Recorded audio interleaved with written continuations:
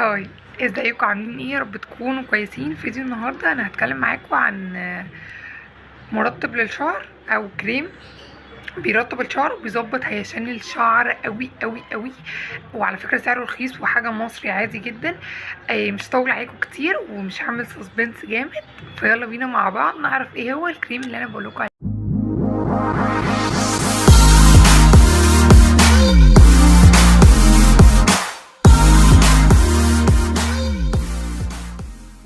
طيب ايه هو الكريم بقى؟ الكريم بتاع النهارده هو ده بتاع مينك. ده عايزه اقول لكم مينك فيه ليها كريمات كتيره قوي وحاجات كتير قوي معمولها عين، بس ده من الحاجات اللي كانت مخفيه اللي انا ما لمحتوش خالص ولا حد اتكلم عنه ولا حد عمل اي حاجه. انا بس كنت رايحه اشتري عادي كريم، كنت عايزه اجيب حاجه سوقيه يعني او حاجه هينه شويه عشان برضو اصور عنها واقول رايي عليها. فلقيت ده في منه كذا حاجه تانية، يعني كان في منه اللبني، مش عارفه، كان في بروايح كتير يعني، ده الاهم. كان في بجوز الهند وحاجات زي كده، بس انا قلت خلاص انا هجرب ده وكده. ده ريحته مش احسن حاجه ده مبدئيا، يعني ريحته انا بالنسبه لي ريحته مش ظريفه خالص.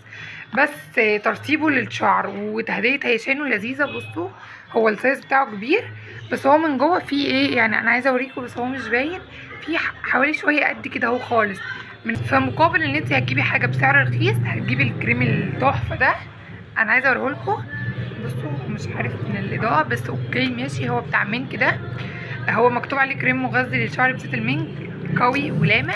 ده هيبقى كريم جميل قوي لو انت فعلا عايزه تدوري على حاجه في الفئه البسيطه.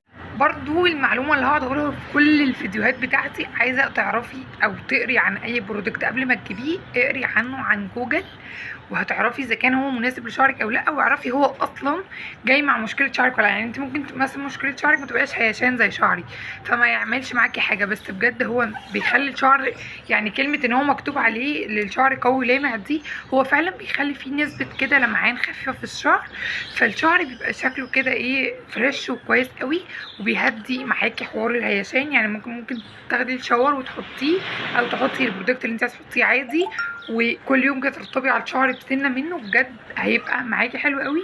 وسعره عبيط قوي، كان عامل 25 جنيه 30 جنيه. في برضو الحجم الاصغر، بس انا جبت الكبير بالمره وقلت خلاص بقى انا بحب بنزل الحاجه بقلب جامد قوي اللي هو الكبير على طول. بس انا كده خلصت فيديو النهارده، ويا رب تبقوا استفدتوا، واشوفكم في فيديو تاني جديد. باي.